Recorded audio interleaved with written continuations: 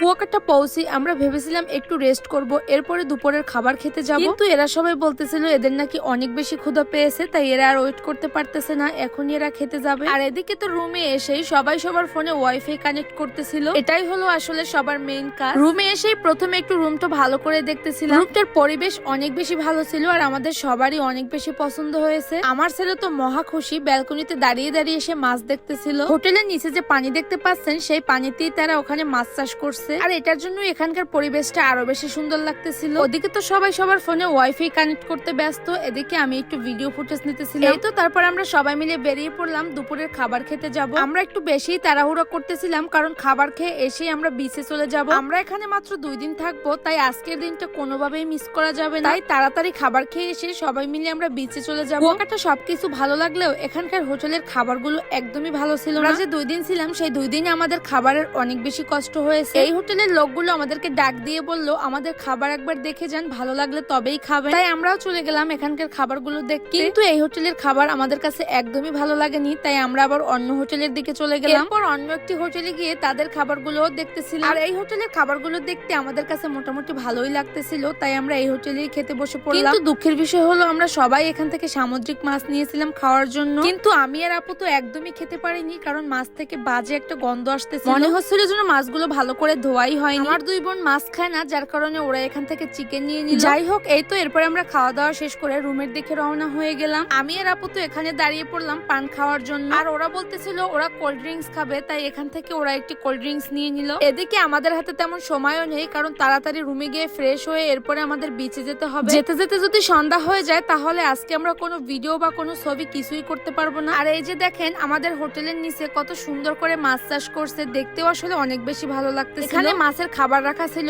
ভাইয়া একটু খাবার দিয়ে দিল, আর দেখেন কতগুলো মাছ এসে গেছে। এখানে মনে হচ্ছিল যেন পানির থেকে মাছের সংখ্যা বেশি। আমরা ওখানে মাছ দেখতেছিলাম আর এদিকে রুমে এসে দেখি তারা কোকা কোলা খাওয়া শুরু করে দিয়েছে। সবার জন্য ভাগ করতেছিল গ্লাসে গ্লাসে। খাওয়ার পরে এদের সবসময় কোল্ড ড্রিঙ্কস লাগবে, কোল্ড ড্রিঙ্কস ছাড়া এদের চলেই না। এদিকে আমি সবাইকে বলতেছিলাম তাড়াতাড়ি ফ্রেশ হয়ে রেডি হও, আমরা সবাই মিলে তাড়াতাড়ি বিচে চলে যাব। এদিকে এরা 2 ভাই সবার আগে রেডি হয়ে রুমে বসে ভিডিও করতেছিল। এদের ভাবটা একবার দেখেন, আমি ভিডিও এডিট করতে গিয়ে তাদের ভিডিওটা পেয়ে এখানে অ্যাড করে দিলাম। আমার ছেলে তো পুরোই তার বড় ভাইয়ের স্টাইল কপি করতেছে।